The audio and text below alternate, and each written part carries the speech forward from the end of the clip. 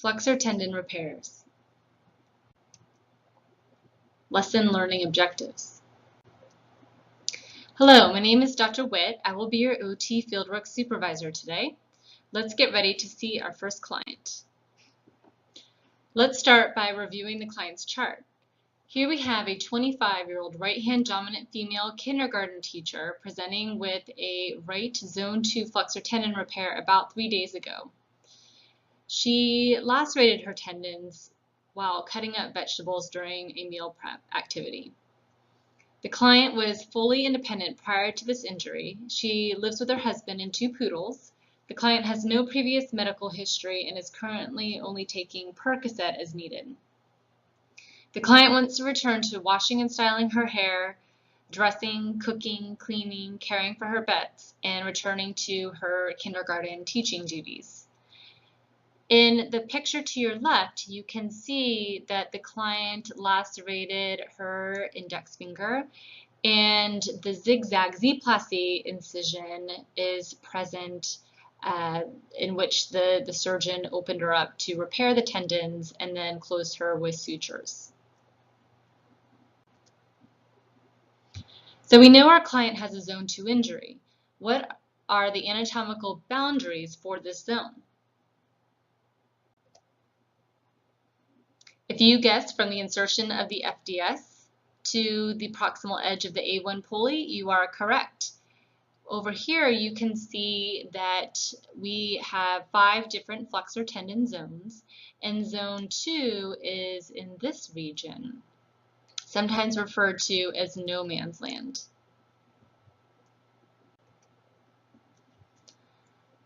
So now let's see how good you are with your anatomy.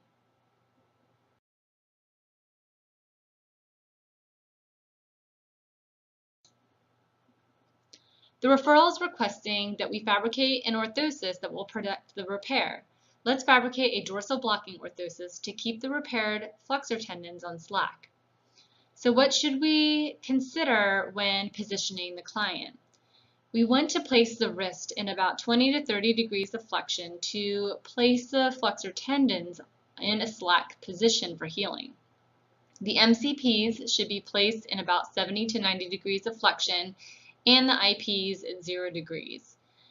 By placing the MPs and IPs in this position, you're lengthening the collateral ligaments and preventing joint contractures. Also make sure to provide a lot of safety education and stress the importance of surgical precautions and how the client really does need to be compliant to optimize outcomes. Here you also want to address functional compensatory strategies. The client is not able to use their hand due to precautions, so you need to teach them how they need to get dressed in the morning or how they need to pick up their pets or their children while adhering to precautions.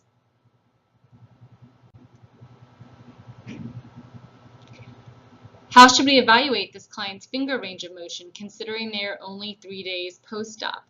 We are not able to use a traditional goniometry because of the dorsal blocking orthosis in place.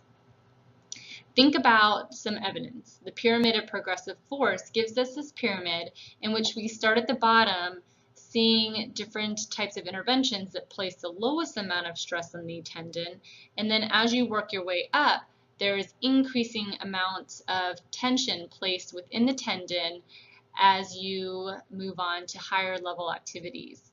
This will also progress as the client moves from week to week.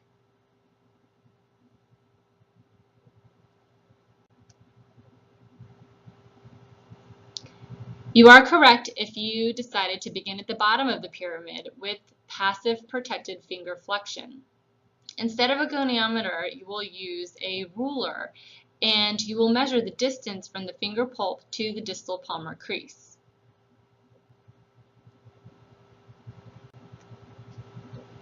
What other measurements could we assess at this point?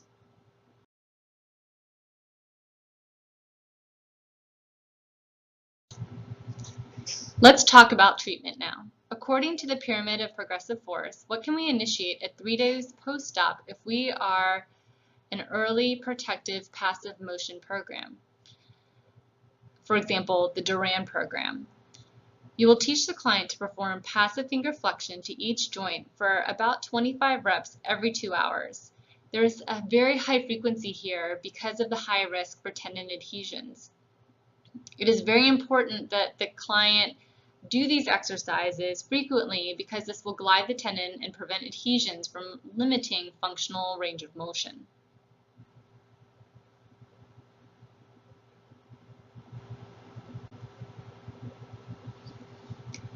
What is an occupation-based intervention that you can implement at this point, only 3 days post-op?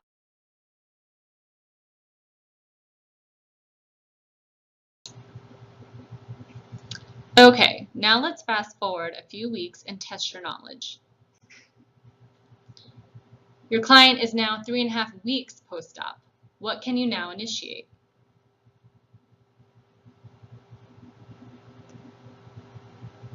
Place and hold and tenodesis is initiated at 3.5 weeks. Here we have a picture of what tenodesis looks like broken into 2 frames.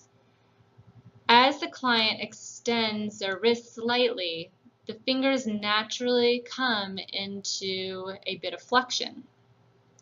As the wrist is brought into flexion, the fingers naturally fall into more extension. So you'll use the tenodesis effect at this point to start to improve finger flexion and also finger extension. Make a note that these are very gentle exercises, so you're not having the client use all of their force to produce this motion. They're just using their wrist motion to really facilitate finger motion.